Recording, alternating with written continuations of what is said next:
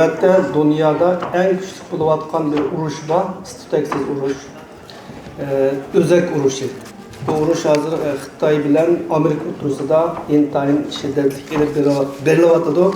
Her iki güç birbirinin şirketlerini cezalap, bu teknikinin ki ya ki bu metalinin ki birbirine ütüşünü çeklep bayok güçüyle gelişivatıdı. Bizge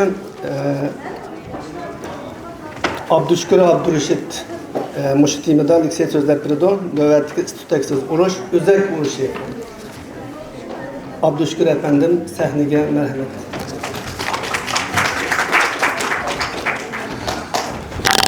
Assalamu alaikum əmməlağa. Ben tələksizlikini görürəm. Mən Allah'ın qostu çıxın ki, ortada mən doklat verirəm. Sizlər də tələksizlik. Ben sözümle başlaştı bir önemli bir oluşturmayayım.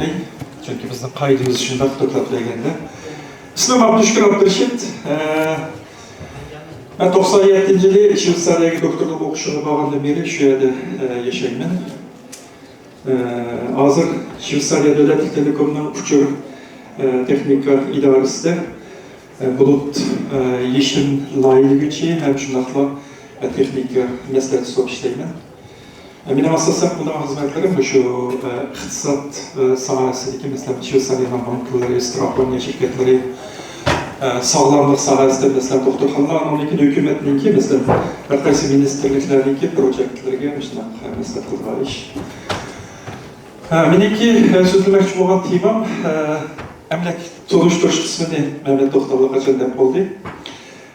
Ben bu temine tanışımdaki sebep bu iki kadınlık sanat yapılarındaki merkezi materyali olan yeni bir kadınlık sanat yapılarının belki asasi önemlisi buluş aldı turvatkan bir tema.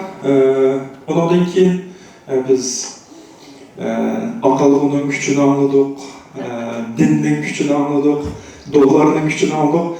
Ben hem de tabiatının gücü yakın olmasa, doğrusu da teknikin gücü doğruluk bir nesne sözlemek için. Bir yerde sözlerle bakkan tema özellikle babayı dedik, kıskıcımız bunu kıskıcıdan görmesi ama sözleşine acıtı yok. Ama yani devletki istidaksız oruçlular, biz oruçluya vaktada kaldığımızda arxil nemeler kirledik. Belki birinci dünya oruç olsa Akuplar, ikinci dünya oruç olmaz, belki tanklar, zemberekler bilen. Hem de hazır olsa mesela drone bilen mesela ki ucumuklardan diyendek nesle göz almak girişi mümkün. Bir yerdeki bulutla oruç, emniyette şu özek hakkında bulutla oruç. Yani konkret kılmayı kavaklılar, asasen iki derecesinde taşıklı küçük oturuslu bulutla. Ben bir kança şu medyada hazır keyifli çıkan nimelerini kılımın. Absus İngiliz, Uyghurca tercihini taşıklı göremedim. Şu an İngilizce kısıklı gözlü ben. Mesela ondan ki şu medyada şuna ilerledik mesela bu özek vuruşuyla. Bu vuruşun ki şu diplomatik münasebetler, mesela iktisadi münasebetler işte tasarruf kalmış devlet otursa. Ondan ki bulunma Amerika hükümetinin ki şu Biden hükümet beşi çıkandı ki 2022 yılı 8. ayda mahsus müşahede kanundan ilan kıygaldı. Şu özek teknikisinin ki eksport kılışı, anadaki hemkarlık işler, anadaki təbirlər zinciri edilgendeki neslerini kontrol kılışa kadar çıkan mahsus kanunlar var hatta. Anadaki hatta konkret nimeler, bilinmeyen kademler, mesela Xitay hükümetinin ki nimesiyle bağlılıkta kararlanan Johnson şirketinin mesela şu teknikinin təbirləşini tutuşturduğundaki nesli. Bir yerdeki baş kahraman kim olursa, bizim barmakımız için kilidağın muşu bir nesne. Böyle özellikle bu Uygurca düşünme tercih bulduk, çip ya ki İngilizce düşünme aylandı. Biz bu özellikle doğruluk teksirlerek tohtu düştüm. Bunun zaten özellikle kaçlık tarihi var. Bununki nemesi kadar başlanılan yeni bir kıskıcı tohtulu bir dönem. Ameliyatta bu teknika tahminen 2 asırın aldıda başlanış noktası 2 asırın aldıda şu Şu elementlarınki devri cedveliga qaraydigan bo'lsak, shu yerda bir qancha elementlarninki yoki o'tkazgich tava emas, yoki bo'lmasa o'tkazmagich yoki izolyatorga tava bo'lmagan ma'lum sharoitning o'zgarishiga asosan o'tkazgich yoki o'tkazmagich xarakteri bor ekanligini shu ikki olim tepib chiqqan. Bu amaliyotda shu butun nimadan boshlanishi shu. Afsus, Nobel mukofoti 1901-yildan boshlanganligi uchun bular oldindan o'lib ketgachga bu ishga adabga Nobel mukofoti berilmagan. Bu taxminan bir 100 yillar jarayonida shu demak material bayqalgandan tortib shu elektron sohasida shuniki ishlatilish o'rnini tepib, masalan, ma'lum bir organ sistemalarga saqlanib qilingan, ammo eng dastlabda masalan qilingan harakatlarning birisi bu kirni deymiz yoki silitsiy deymiz. Shu materialninki qumdan qanday ilinganligi, uningki qanday qilib tozalanganligi, undan keyin uni qanday qilib parchalarga bo'lib o'xshamagan moddalarni aralashtirish orqali uning o'tkazgich xususiyatini kontrol qilgan bo'lganligi degandek nurg'un zamonlar o'tgan. Ammo bu vaqtlarda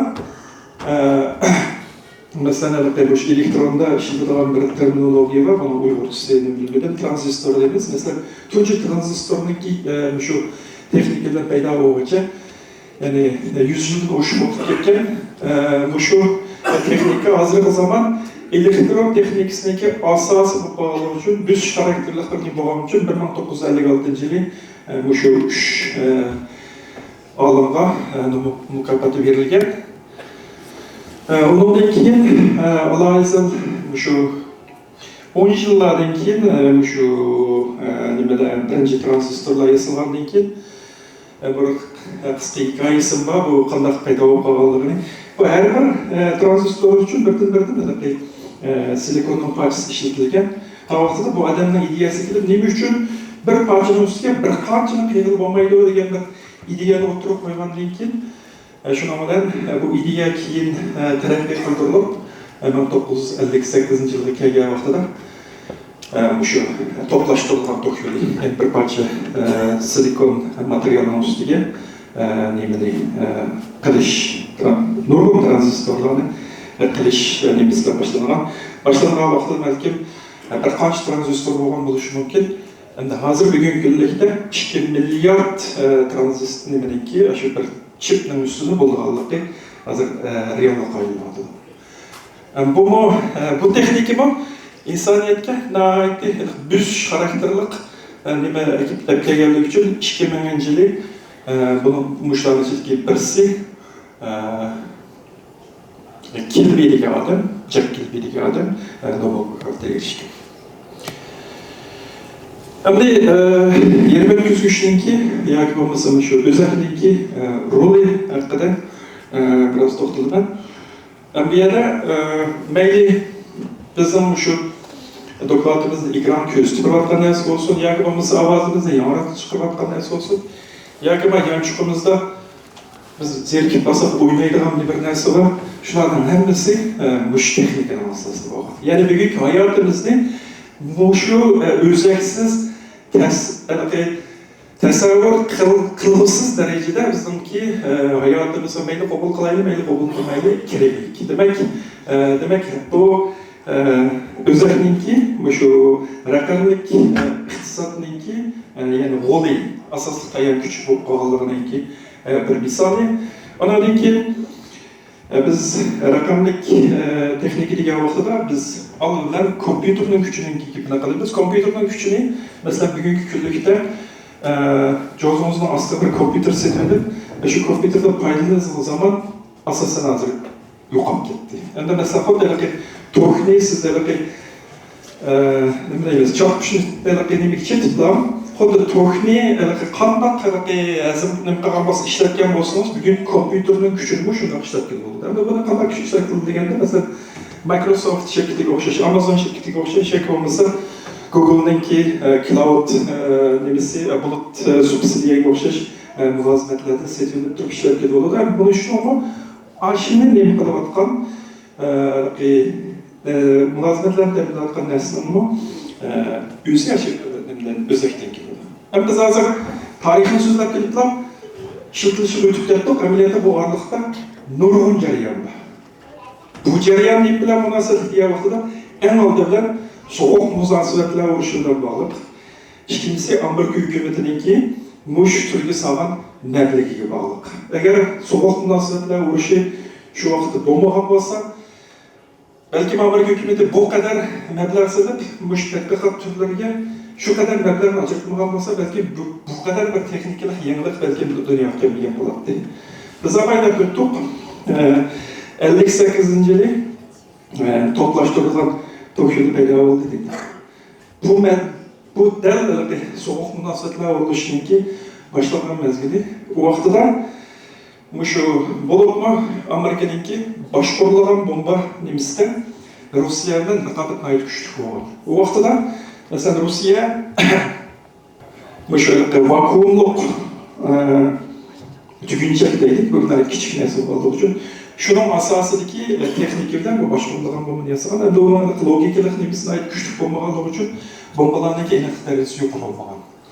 Ondan sonra Amerika'nın bu ziyaretinde nurgun emellerden sağlam. Ondan keyin Vietnam urushida bilimiz biz Amerika'dan ait liqsatchiliklar Vietnamda cheklab chiqdi. Chunki u vaqtida ketgan harbiy chiqimlarga aitdi, yuqori bo'lgan, ularga tashlagan bombalarning muayyan nishonga tegish nisbati ait turgan bo'lgan. Chunki u vaqtdagi shuni kontrol qiladigan elektronlik qismlari enerjisizlik yuqori bo'lganligi uchun. Ondan keyin Amerika nima bo'ldi degan vaqtida Amerika shu mesela şirketlerini kurup, şu akıllık insanlarınki, bu sahalardaki izlenişler nime işbirliği. Yani yeşilçilik yıkıp belirlenirken, şu San Francisco'nun tarafından nurgun şirketler bulunup ketken. Biz kirimleyiciliği deyimiz bu. Bu şu kirimleyiciliğindeki kelip çıkıştan sebebi bu. Mesela şu vaxtdaki Amerika hükümetindeki nurgun şirketlerge meblağ verip şirketler kurulup, layihasını oturup koyup, koltuğa layihani kısıp bağlandığı için, onun elbette şu ahvalı qarab turib, pulni bergan bo'lgandan keyin nurg'un shirkatlar qurilib ketgan. Demak, Silikon Valley qurilib chiqish tarixi ham mush texnika bilan munosabatli. Undan keyin buni yolg'iz tashqi ish mudofaa ministrligidan emas, NASA deganga o'xshash boshqa shirkatlar bunga chiqdim qildik. Undan keyin hammalar 91-yilda Iroq urushini esladi, balki esladi, yaltaqan deydigan bir boshqarilgan bomba bo'lgan. Deniz koltuğu tutup koyup, Irak'a hücum kılıp, bütün haberleş sistemini hemen paylaştırıp etkendekin koruluk armiyası kırıp galiba kıldı. Ameliyat Irak uruşu şu özellikle kalbisiyle paralgan uruş ameliyatı. Demek, hem de bu sözlerin hepsi şu eşkini noktada münasebetlik her bir köş ve devlet bir xatarligi. Hem de biz devlet bir xatarligi bir güçlüğe vaxtıda mesela bizim kolumuzda işletilayotgan qattiq metallar yoki bo'lmasa bizda ishlatayotgan quluplash texnikalar hamma texnikalarning hammasi amaliyotda harbiydan burun taraqqiy qilib ishlatilib, undan keyin yerlikka ruxsat qilingan texnikalar. Harbiydan cho'riga vaqtida mesela undan ilg'or nimalarga men 2007-yili Texas'da IBM'dan tecrübesi vardım. Şu vaqtida bizni IBM Power deydigan bir qattiq metal var. Bu yuqori cho'ng mashinalar ishlatildi. Biz şu vaqtida Power 6 mı 7 mi şöyle konus ishlatildi. Şu yerda bizni bir tecrübexonaga kirgizmay o'tib ketdi. Ayni keyin ko'rib qo'ylik yerga shundoq jiq kompyuterlarni suvdan sovutib turib, aşağıda bir maşinani sinab qilib o'tibdi. Shuni biz so'rdik, bu desak siz ko'rsanglar bo'lmaydi, bu har bir uchun ishlayotgan. Bu sizlarninki bildigan nusxadan ikki nusxa oldida dedi. O nusxa sizga qachon keldi deganda, undan keyin 5 yildan keyin shunday keldi. Undan keyin u IBM'dagi mayli Sun Microsystems hozir Oracle shirkatlari bo'lsin, ishlab chiqargan qattiq metallarni Amerikaniki hukumat uchun 50 yilgacha shu texnikani davomli saqlab turadi. Hozir ba'zi asoslar bilan hukumat nima qildi? Shu o'rinda şu texnikniki asosli yana qo'llanuvchisi taraqqiyotga nima qilayotganlarning hammasi amaliyotda shu harbiy sanoatlar davlat xatarligi. Undan keyin bu o'zaklarniki texnikadagi yangilik yaratish. Masalan, amaliyotda vaqtida biz hammamiz bilamiz, ChatGPT desa bilmaydigan odam yo'q. Ondan keyin chiqib atgan shu sun'iy idrok texnikalari. Shuning hammasi shu texnikalar munosabati. Keyin men to'xtalmay Nvidia'da bir shirkat var bizda. Bu shirkatlarning ishlab chiqarayotgan qattiq detallar hozir dunyoda yetishmaydi. Chunki hozirgi bozorning ehtiyojini qamtab qololmaydi. Shu darajada texnikaga bo'lgan nimasi yuqori keyin 5-ci ayda to'g'ridaymiz, simsiz aloqa to'g'rida, internet narsalari, biz xohlamaylik, biz yonchuqimizdagi narsamiz orqali kunda shunday sonliq ma'lumotlarni paydo qilamiz. Dunyoda kunda shunday nurg'un sonliq ma'lumotlar paydo bo'lib turdi. Shu sonliq ma'lumotni tez bartaraf qilib, saqlab, undan keyin natijasini chiqarib, bizga ehtiyojimizni qarab nima qilish uchun shu o'zakninki nimasi yuqori rol o'ynaydigan roli. Endi dastlabki mezgillarda aytdik, bu Mudofaa ministrligi bilan shu cho'ng shirkatlar mablag' solgan. U vaqtdagi bu narsalarni, masalan, Intel shirkatlari qurildi, masalan, shu vaqtda kompyuter sotib olganlar biladi, bir kompyuter sotib olish uchun nihoyatda jiq bo'lib ketadigan. Masalan, dastlabki mezgillarda bu tanlarga yuqori bo'lganligi uchun xarid asosida Amerika hukumatidan shu harbiy sanoat bo'lgan. Undan keyin asta-asta taraqqiy qilib shu oila uskunalari amaldan keyin kompyuterlar kirgan bo'ldi. Bu yerda bir misol sifatida shu texnikani qo'llanayotgan sanoatlarningki tarqalishi, masalan, hozir ayni vaqtda %70% hukumat setib olgan bo'lsa, bu yerda hozir bugungi kunlikda garchi 2% bo'lsa-mu, yana taraqqiy qildirish nimalarda yana hukumat muhim rol o'ynaydi. Undan keyin vaqtni tejash uchun bir o'tkiday bu yerda shu o'zak bozorda asosiy rol o'ynayotgan kuchlar. Bu yerda kimlar bor deganda shu oldidagi 10 shirkatni siz qo'yib mamlakatda balki 20 gacha bosaq boshqa davlatlarni paydo bo'lishi mumkin. Ko'rib turibmizki, Amerika asosiy rol o'ynaydi. Bu yerda bo'libmi hozirgi bozorning ehtiyojiga asosan aytgan vaqtida, masalan, Nvidia'ningki o'ynaydigan rolini cho'ma statistika 2023-yil, ya'ni 11 oyning oldidagi statistika u vaqtda OpenAI bu ehtiyoj yuqori bo'lmaganligi uchun o vaqtda ancha bakım yuqori emas, ammo yuqori bo'lgan, chunki Bitcoinni ishlab chiqarish uchun, andan keyin shu o'yin o'ynash uchun GPU deydigan bir narsa bor, bu grafik narsalarni betaraf qiladigan. Shuning uchun bu Nvidia oldin qurilib turib kelgan, hamda u 9 oyning ichida 3 qatimni bozorning ehtiyojini qamdash uchun hozir bu shirkatning qiymati hozir 3 milliardga berildi. Undan keyingi ikkinchi turligini Tayvan shu o'zak ishlab chiqarish shirkati. Bu shirkatning kelib chiqarish nomi alohida tarixiy o'rni bor. Bu Amerika shu texnikani kengaytgandan keyin, texnikani shu ishlab chiqarishga boshlagandan keyin bunga ketadigan mayli texnikalik odam kuchi bo'lsin, mayli iqtisodiyotdan bo'lsin, nihoyatda jiq yordamga muhtoj bo'ladi.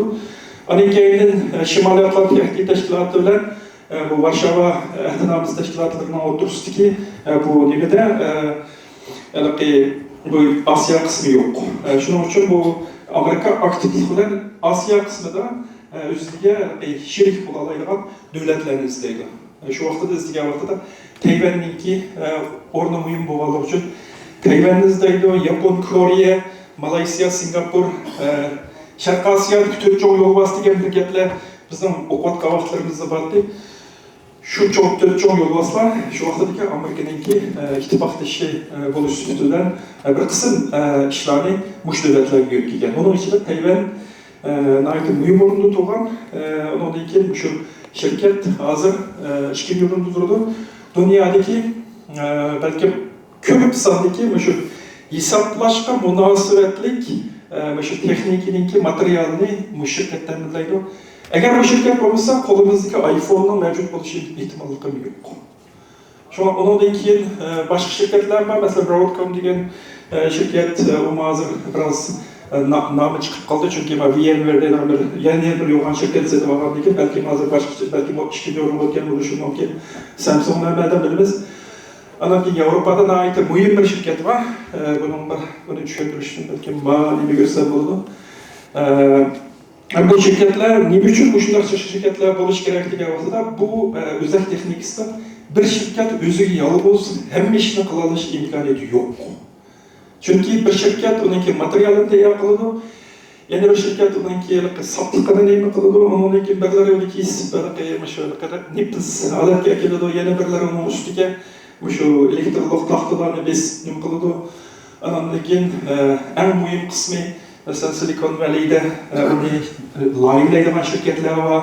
Mesela hazır biz Intel məncə işləyətən bolsaq, yəni 2 ildən keyin Intel'dan yanı nüsxəsi çıxan bolsa, demək şu yerlərdə layihələndə deyən gibi. Ondan keyin oxşamayan dövlətlər məsələn Tayvan'ın gəpini qıldıq, Malayziya, Yaponiya, bu degəndək dövlətlər qıldıq. Bu dövlətlərin arasında Gollandiya'nın bir ASML deyilən bir şirkəti var. Bu şu taxtanın üstüge şu niməni besip çıkarılan. Mesela siz bir nanometre, bir küçük bir bakteriyanı görmekçi olsanız biz bir optik mikroskop ile görürsünüz. Bu yerki besiş teknikisi ne şunun tertürü. Mesela çoğaytılgan layihəni şu 1 milyard həssi kiçiltip durup şu bir qancha millimetre çoğunluqdaki 2 milyard transistor üstüge besip çıkarış üçün şundaq texnika ihtiyacı var. Xitoyga buni yaqinda o'ziniki mashinalarini sotishni to'xtatdi. Bu pek muhim texnika. Demak, bu o'zak texnikasi bir davlat kontrol qila oladigan, bir davlat o'z oldiga odam zerikcha amini qila oladigan bir texnika emas. Shuning uchun bu yerda xalqaro hamkorlik nihoyatda muhim. Buning orasida Xitoyning ba'zi yerlarda paydo bo'lib qoladi. Bu da bizde vakam teminlash zinciridagi bağlanıp qilish degan narsa aşağıdan kelib chiqqan. Ama ko'pincha yerlarda Xitoydan bayrog'i yo'q bu yerda. Endi shunday bo'lganligi uchun bu yerda albatta shu coğrafiyalik siyosiy vaziyatga ta'sir ko'rsatdi. Birinchisi shu iqtisodiy jihatdagi ta'siri. Iqtisodiy jihatdagi ta'siri birinchisi shu yer bitkizish ta'minlash zincirini kontrol qilish şu yer şarındaki iqtisadi güçlü beraber. Mesela ma'lum bir davlat şu bütün ta'minlash zincirini kontrol qilsa, demak bahoni o'zi kontrol qiladi. Uniki ahlilik huquqini kelin sotib olganga nima qiladi degandek, biz avval iqtisod to'g'riliq so'ziga vaqtida to'g'rilab o'zakdan narsalar qilib ketdik. Demak, shunaqa sohalarni kontrol qilmagan iqtisodni kontrol qiladi degan bo'ldi. Undan keyin mesela yetishmasliklar bo'ldi. Mesela hozir avval dedik Nvidia yeterlik nimalarni ishlab chiqarmaganligi uchun hozir bozor ehtiyoji yo'q edi. Endi uniki sababi Nvidia ishlab chiqarmaganligi emas, ta'minlash zinciridagi ta'minlashninki tez vaqtida bo'lmaganligi uchun kichik qolganlik bo'ladi. Endi shu ishlab tursizlar bir aslında bir buzuluş olsa ta'minlash zincirida demek bütün yer şartları ta'sir qiladi. Mesela bir aralıqda bir kema Suveç kanalına to'sib uchunliklar ish kapda to'sib olganga halichiq nima bo'ldi, avvalchilik bo'ldi. Covid ahvollarni biz bilamiz. Demak, iqtisodiyotga ta'sir qiladi. Anadaki stratejik jihatdagi ittifoqlik va raqobat etib, ittifoqlikniki raqobatning misoli deyilib o'tildi. Shu Osiyo qismidagi bir qism davlatlardan shu 80-yillardan tortib yaqin hamkorlik bo'layotganligi va Xitoy bilan bo'lgan vaqtida farqiy ixtiloflar tufaylidan raqobatchilik nimalar bo'layotganligi dedik. Undan keyin shu qoral shu siyosiy qoral sifatida ishlatilyotdi. Buni endi Amerika parlamentlariningki ba'zan olgan qarorlari, anadagi Xitoyninki Amerikaga qarshi elib berayotgan harakatlari degandek narsalar bu demek ki bir qoralga aylanib qoladi bu texnika, siyosiy qoralga aylanib qoladi. Ta'minlash zinciridagi ojizlikni deb topdik. Ondan keyin bu endi shuningla bir vaqtda nima degandek iqtisodiy jihatdan bir bizga nisbatan bir fursat, shuningla bir vaqtda bir xatar ittifoqlashda bilan albatta bir fursat bo'ladi. Agar dushmanlik bo'lsa, demak bu xatar degan bir bir texnikini köprek qo'lda tutib olsa. Andan keyin mesela hozir nurg'un davlatlar tönügün Germaniyalik adam dedi biz bağlanıp qalğanlığımız üçün bir qism işler biz degandek mamaydı dep. Bu yerda şunun aldığımız üçün nurg'un davlatlar hozir texnikini o'zi mamlakat turib, o'zi shu texniklarni o'zi barliqqa keltirib turibdi. Buni misol yana Xitoy. Xitoy nayt nurg'un mablag'lar. Xitoy nima ishqa mablag' sarflayapti deganda dastlabda Xitoy shu neft qayrotchiligini o'ziniki do'stlari bo'lgan o'rta sharqdagi davlatlarga akirib, o'zining neftning masalasini hal qilgan. Ammo bu o'zak texnikasi kelganda uni qilolmadi. Chunki o texnikani akirayotgan davlatlarning hammasi dushmanlari. Masalan, Yaponiya, deyli, masalan, Koreya, deyli, Tayvan, deyli. Hammalar g'izligi bor. Shuning uchun hamma davlatlar masalan ziddiyatli ahvolda saqlanish uchun o'zi mablag' solib turib, mashina kontrol qilishdi. Bu nima keltirib chiqadi deganda parçalash keltirib chiqadi. Ta'minlash bo'lsa, mayli ishlab chiqarish, mayli setish, bozorni qalay qildi deganga. Andan keyin texnik ayrimchilik hamkorlikqa qarshi degan gap endi. Undan keyin yana bir tahdid nima o'liga vaqtida shu to'g'ri hujumininki asos bo'lib qolishi mumkin. Biz bir joyda hukumatdan bir projektga taklifnoma oldik. O taklifnoma nima desa, bu shu Hewlett Packardniki G7 bo'laymi?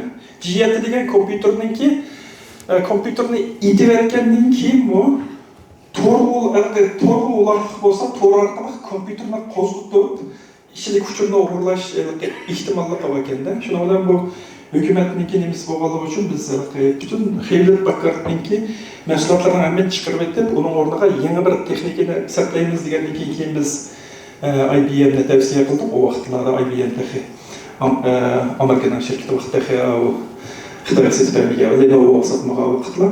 Masalan, shunga o'xshash ma'lum bir texnikani qilayotgan, masalan, bu yerda deyotgan BIOS'ninki ishi, bu yerda masalan shunga o'xshash bir xato bir narsa shuning ichiga kirgizilib qolsa, demak, bu to'g'ri hujumiga nishon qilish ehtimoli bor. Ana keyin agar shunday qilib nima deymiz, kesal bo'lgan shunday qilib o'zaklar agar ishlab chiqarishchi bo'lib qolsa, uning ko'limini tasavvur qilmaydi. Demak, bexatarlik masalasi bor deyiladi. Ondan keyin hozir qanday taraqqiyot yuzlanishi qanday bo'lishi mumkin deganda bu yerlik narsalar cho'qimaylik toshning ustiga yezib o'rlatgan narsa emas. Buning ham o'zimning farzim bu davlatlar, buni endi u davlatlarniki o'z oldiga bu texnikani kengaytirish uchun mablag' solishi bu to'sqinlikqa ish emas. Agar iqtisodiyot bo'lsa, tadqiqot o'rinlarini ochib, taraqqiy qildirib, masalan, yoki bo'lmasa hamkorlashib qilsa bo'ladi, buning davomli mablag' ko'p silinadi. Undan keyin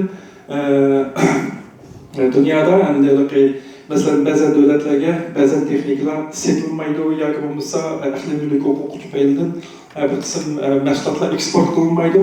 Shunday bo'lganligi uchun ba'zi davlatlar o'rtasida ziddiyatlarga sababchi bo'lishi mumkin. Undan keyin bayligandagidek bu chiqmaydigan ketadigan bir texnika. Buni qilish uchun nurg'un hamkorlik, undan keyin tadqiqot ishlarini birlashtirish degandek narsalarga nima bo'ladi. Undan keyin texnik ko'p ishlab chiqarishga masalan bundan keyin yana qanday texnikalar o'tirishga yana nimalarga ehtiyojimiz bo'ladi. Buning uchun ishlab chiqarishniki mahsulotni oshirish uchun yuqori bo'ladi. Undan keyin texnikadagi yangiliklarni yaratishiga yangi yo'l ochadi. Masalan, shuni yaqin to'xtalib o'tdik. Undan keyin mana kvantlik kompyuter deydigan temalar balkim texnika qiziqadiganlarga ancha muncha bo'lishi mumkin. Bu yerda hozirgi kompyuter bilan birdan boshqa narsani tushunmaydi. Bilyapti, kompyuter bir dud narsa. Uni aqlli qilgan narsa nima bo'lsa, shuni programmalaydigan insonlar. Endi mana kvantum kompyuterga kelgan vaqtida bu qubit deydigan bir narsa bor. Nol bilan bir namarda biz kvantum mexanik so'qoqlar yaxshi biladi. Bu shuni qilgan vaqtida demak, hisoblash iqtidori endi qanchasi nima qilarini bilmayman, ammo buningdan night test bo'ladi. Masalan, yaqinda Shveysariyada bir 60 deydigan bir yuqori hisoblash iqtidoriga ega bir kompyuterni boshlaganligi, u kompyuterda bir qo'lda ishlaydigan kompyuter, masalan shunda bir kun hisoblangan hisob bir qo'l kompyuterda qiladigan bir kunlik alarning bir kunda qiladigan ishi bir kompyuterniki 40 ming yil qiladigan ishiga barobar bir mushtaq bir kompyuterni o'rnini qildi. Bu nayt cho'ng son. Endi kvantlik kompyuter barliq kelsa, uning endi sonini tasavvur qilasiz darajada. Bundan keyin bu bir yangi fursatlarni yaratadi. Bu yangi fursat nima degan vaqtida shu material tadqiqoti. Chunki bu Moore qonuni degan bir qonun bor. O qonunda bir o'zakning üstüge o'rinlashtiruvli bo'ladigan tranzistorning soni har 2 yilda bir qatlanadi deydi. Mesela 2 bo'ladi, 8 bo'ladi, 8 16 bo'ladi deganda qatlanmaydi degan. Endi hozir biz bir qancha tranzistorning ustiga o'z ichiga bir o'zakdan hozir 2 milliard tranzistor var bir chipsini yapıldı. Biz demek bu belki yazışları yukarı kesin ne oldu dese küçük bir ihtimalle var. Mesela bunları kısırlıkın takıtı, o bu diyendeki nurgun meseleler var. Ondaki devamlılık küçüklerden iş gerek bu. Yani küçükler hazır bir limit geldi diyenmeden mi? Belki bunun ihtimalle buluş mümkün demek ki yeni materyal münasebetlik, anadaki şuna layıklaş, anadaki kendi kuantik hesaplaşma bilen aklımı gelgen nesler şu yeni kesitler barlık gelişim mümkün. Onun geyiğinde bu teknikler belki hazırkıdak bir xil texnikini siyasi qoral qilib turib dunyoning siyosatiga ta'sir qiladigan bir holat belki hal bo'lishi mumkin, ammo pozitiv o'ylash kerak. Shunga menimcha bu texnikalik taraqqiyot siyosiy jihatdagi masalalarni hal qildi deb qarayman. Rahmat sizlarga.